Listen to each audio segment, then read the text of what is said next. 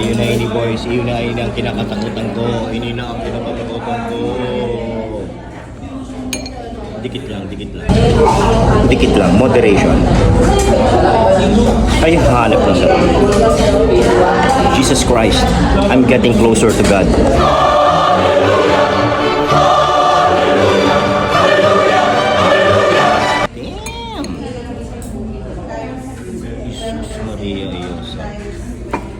In the name of the Father, and of the Son, and of the Holy Spirit. Amen. Mapapa-extra rice ka man talaga eh.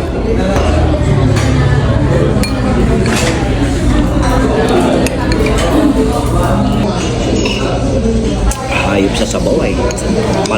Malanit na sabaw. May petso pa.